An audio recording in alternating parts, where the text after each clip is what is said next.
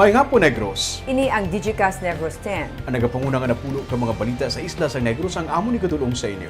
Update ninyo kami via Facebook, YouTube, kag sa Kika Channel 11. Pag sumubati nyo kami sa FM station nga 91.1 FMR Bacolod. Kagyari na ang top 10 ng mga balita sa Negros, subong adlaw. Apat ka mga menor de edad nga kabataan ginaligaring bugaw sa ilang ginikanan online na rescue. 5 ka mga empleyado sa DRRMO sa Silay City nagpositibo sa drug test. 2 ka mga persona patay sa separado nga kaso sa pagpaniro sa Southern Negros. Mula nun nga panahon, magapadayon. Kag sa good vibes, isa kalayaw nga ido sadto, karon isa na ka therapy dog. Natanan sa Digicast Negros X. Sa number 10,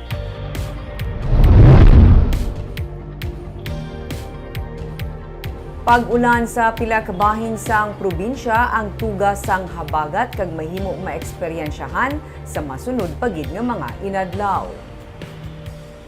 Isa ka low pressure area sa karon nga gina-monitor sa pag-asa kag mahimo nga magasulod sa Philippine Area of Responsibility sini nga adlaw. Sulod sa pag-asa, mahimo nga ini ang mag-develop sa tropical depression sa sulod sang isa o kun duha ka adlaw. Pero sa karon, ang amo nga LPA ang wala sang direkta nga epekto sa anuman nga bahin sang pungsod.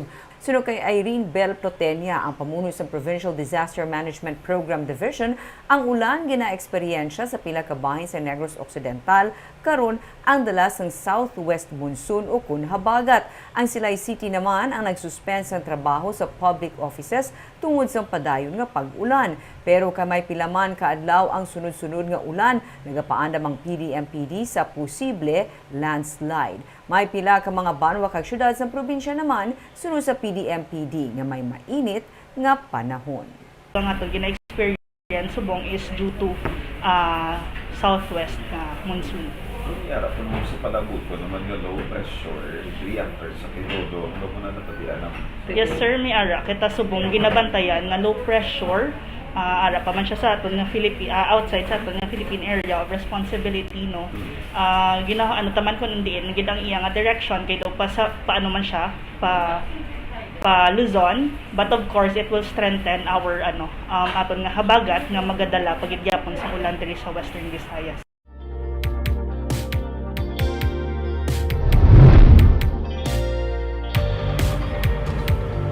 Sa number 9, sa Agosto 5 nang may baluan kung sino ang napilian nga nagdaog para sa bid sa pag-host ng Palarong Pambansa 2024. Sunod sa kay Negros Occidental Governor Eugenio Jose Lacson sa mismo pagtakop sa Palarong Pambansa 2023 sa Marikina, iga-announce ni Vice President Sara Duterte nga mumana ang tiglikom sa Department of Education ang nagdaog. Sunod kay Lacson nga nag-present sang iya nga pitch para sa Negros Occidental sa Biyernes sa DepEd Central Office sa Manila. 3 sila upang tiglawas ang Cebu City kag probinsya sang Antique ang parehos nga confident sa ilang pagbid sa hosting. Kasubong sang 2019 ang pagbid man sa Negros Occidental sunod kay Lacson ang ginpamangkot sang panel ang bahin sa seguridad sa probinsya angot sa na-report nga engkwentro sa tunga sa militar kag rebelding NPA. Napatag naman sa gobernador nga tuman kalayo sa lugar kung diin nagakatabo inigikan sa Panaad Park and Stadium ang venue kung diin patigayunon ang hinampang. The same issue that was raised in 2019, which is security, and especially now that there have been many instances of a battle between the government forces and the NPAs, and I explained that first the distance is like almost or more than 80 kilometers.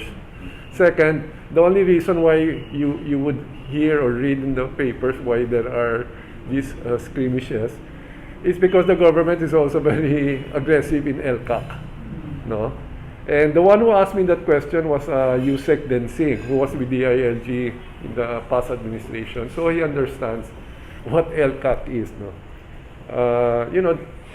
LCAC will not stop because we're making a bid for Palaro, no? It will not, no?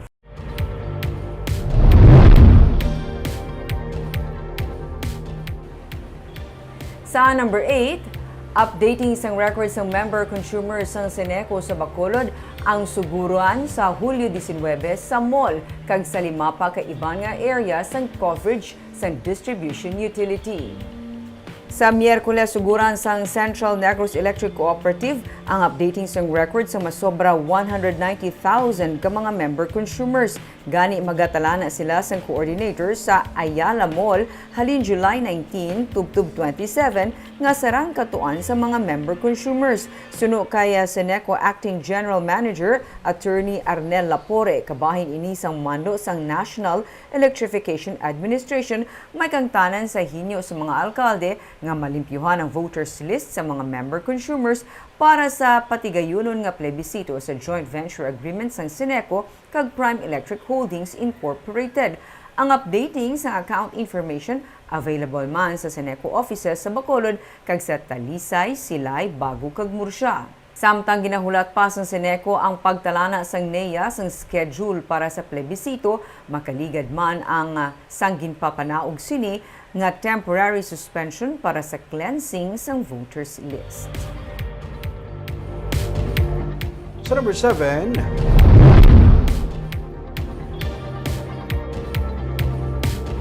sa Sipalay City, duha ka mga persona ang pilason matapos nga maglapaw ang ilang motorsiklo sa highway.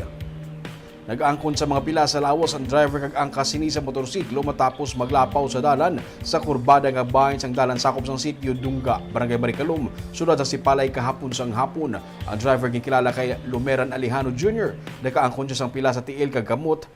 Kag ginreklamo niya man sini ang pagsakit sang iya nga likod kag liog. Ang angkas naman siniging kilala sa kay Roy Zyko, 49 anyos, kag nakaangkon lamang sang minor nga mga kapilisan sa lawas. Ang duwang pareho nga taga-barangay Bakuyangan, Banwa sa Hinubaan. Sa panaysayo ni Zyko, mapauli na kuntani ang mga ini sa Hinubaan apang sang ini ang nag-overtake sa isa ka motorsiklo. Naglapaw sila sa dalan kag nakabunggo sa isa ka busay ngayara sa higad sang dalan. Giliyon nga gindala ang mga biktima sa Sipalay City 24-hour observation unit kag gitagaan sa nagakaigo nga pagbulong.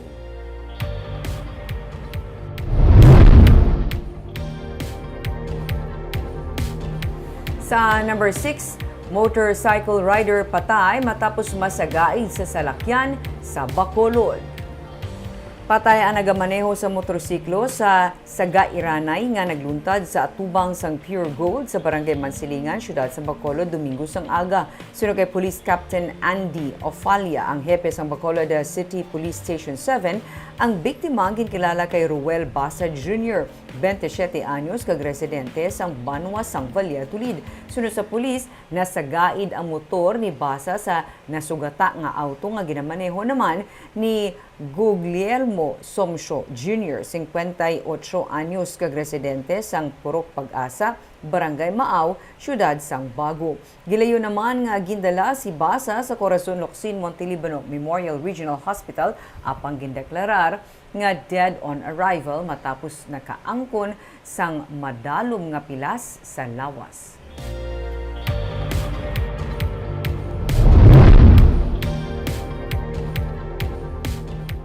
Sa number 5, duha ka mga persona ang patay sa separado nga kaso sa pagpaniro sa sur nga bahin sa Negros Occidental.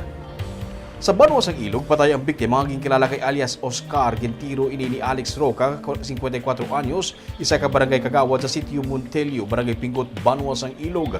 Sa investigasyon sa kapulisan, si Roca kaupod ang mga barangay tanod, purok chairman kag pila ka mga residente ang nagrespondi sa isa ka reklamo gikan kay Ramon Vicas kung saan inyang gilagas sa biktima nga may dala nga binangon. Sa nag-abot sa lugar, ginhanaan ni Vicas sang binangon ang biktima nga si Roca, rason kun nga ini ang palupok sang armas kag naigo sa tiil si Oscar.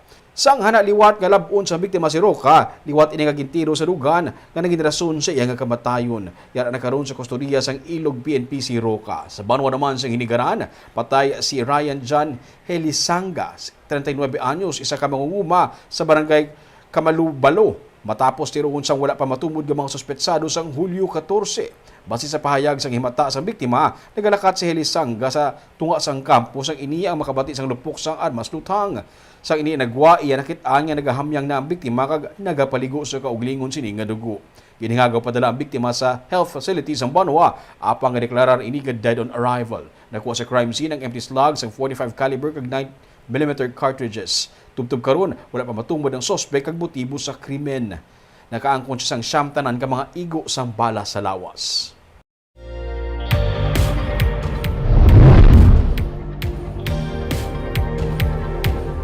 Sa number 4, kadiwa ng Pangulo ang ginlusar kaina sa probinsya, kadungan man sa launching sa iban pagid nga mga probinsya sa bilog nga pungsod.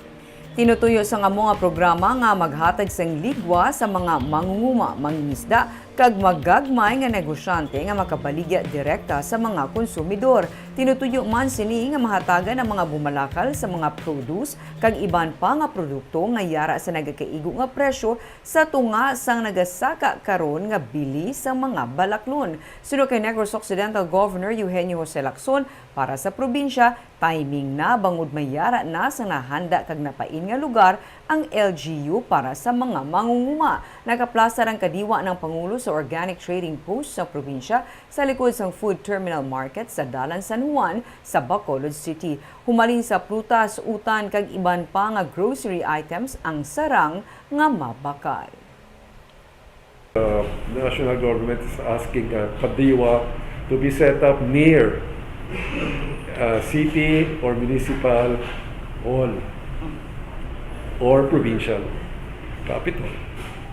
So, in our case, we already have that building. So, ano lang giba do ka-perfect sang timing because we already have that building and that will be our contribution on the part of the provincial government to this Kadiwa ng Pangulo program.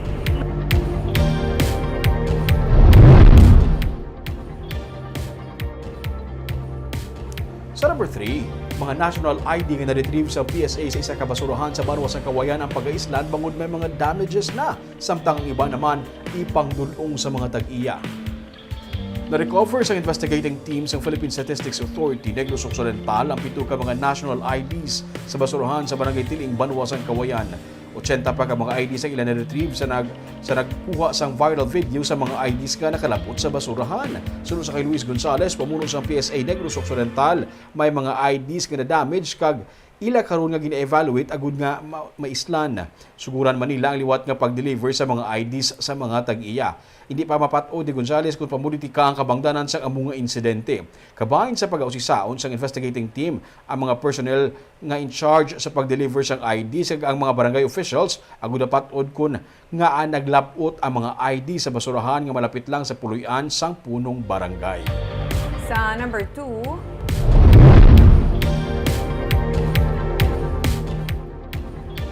matapos nagpositibo sa paggamit sang iligal nga droga ang 7 ka mga traffic enforcers sa siyudad San Silay, 5 na naman ka DRRMO personnel ang nagpositibo sa surprise drug test.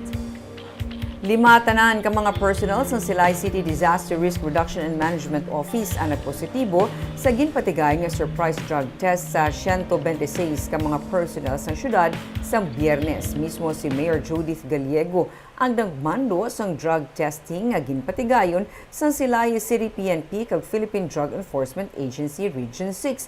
Sino sa alkalde, isa ka regular employee kag 4 ka mga casual employee ang nagpositibo. Hindi na hindi na pag-i-renew sang syudad ang kontrata sang 4 ka mga casual samtang nag-resign na ang regular employee. Sa nagligad lang mga semana, 7 ka mga traffic enforcers ng syudad ang nagpositibo sa drug testing samtang 2 ka JO sa Silay City nga nagatrabaho bilang watchman sa isa ka eskwelahan ang nakuhaan sang illegal nga droga sa drug by bust.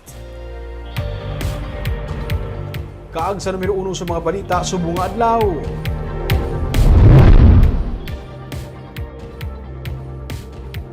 Apat ka mga menor de edad nga kabataan nga ginaligar ginabugaw sa ilang mga ginikanan sa online prostitution din ang na-rescue sa kapulisan. Katapos ang konseho may paandam sa mga ginikanan nga nagaintra sa kasubong nga modus.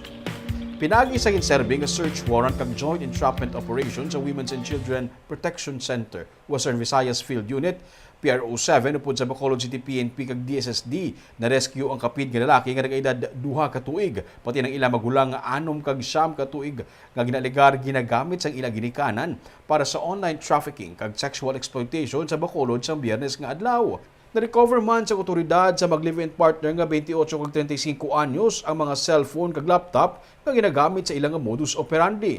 Sunod sa kay Councilor Celia Flor, pamuno sa Committee on Women, Gender, Family and Child Care, dapat ka magserbi nga paandam sa iban pa nga mga ginikanan ang pagkatikma sa mag-live-in partner nga nagaabuso sa ilang mga kabataan.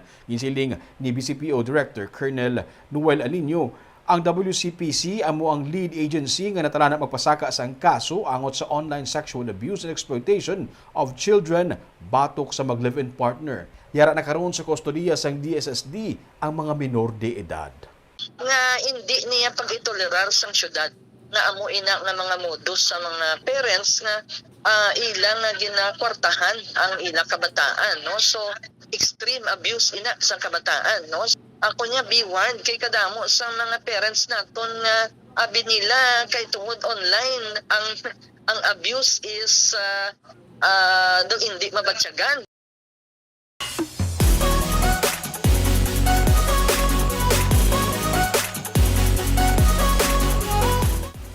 Sa Good Vibes, isa ka layaw nga ido sadto karon isa na ka therapy dog sang Carlos Hilado Memorial State University. May kaugalingon man siya nga ID. Aton siya kilalahon sa report ni Romeo Subaldo.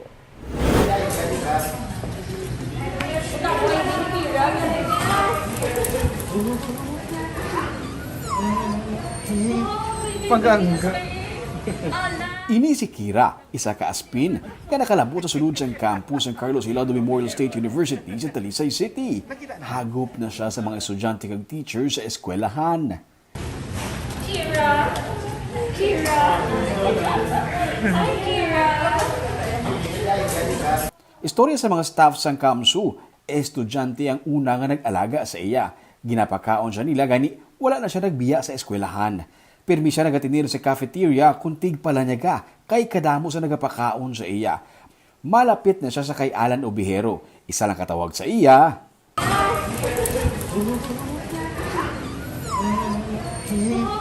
Pagangga. Alabi sa mga pets or sa mga dog pa lang. Hapos mo na sa nun, mo na sa palapit sa dayon. Oo. Tapos ka malapit sa permi sa imo na. Tapos kung gano'n sa pagkaon. Palapit na sa... Napensaran nila nga isyuhan siya sang school ID bangod parte na siya sang eskwelahan. Ginakabig siya nila nga therapy dog kay kun kapoy na ang mga estudyante, siya lang ang makapaumpaw. Labanan biga nga mga estudyante di lang nga galabay-labay pet man sa blahaw tekno ka kisa ang feeling maguro sa estudyante nagamay man ang mood. Especially nga do heavy ang ilang sa ilang academics, that's why. So siya na ang outlet to source nga makakaganagan stress.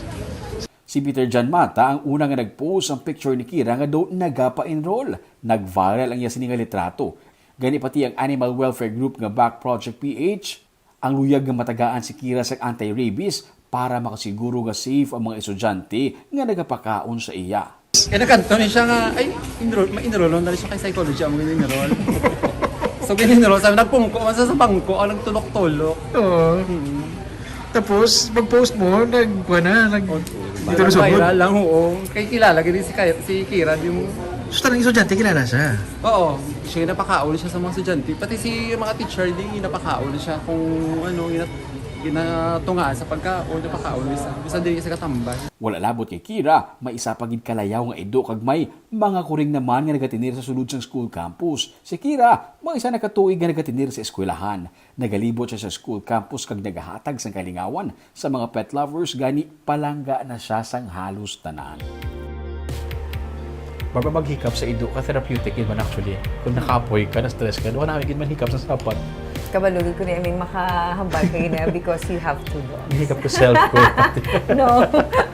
Kagamit ang mga balita sa Negros subong adlaw. Kay man sa panahon karon importante nga may ihibalo ka sa nagakatabo sa imo nga palibot. Kung dapat balansa kay eksakto mga impormasyon. Padayon kami nga magapangalagad sa Negrosanon. Ako si Barbara Mijares. Tubtub sa buwas ako naman si Romeo Subaldo, mayong hapon.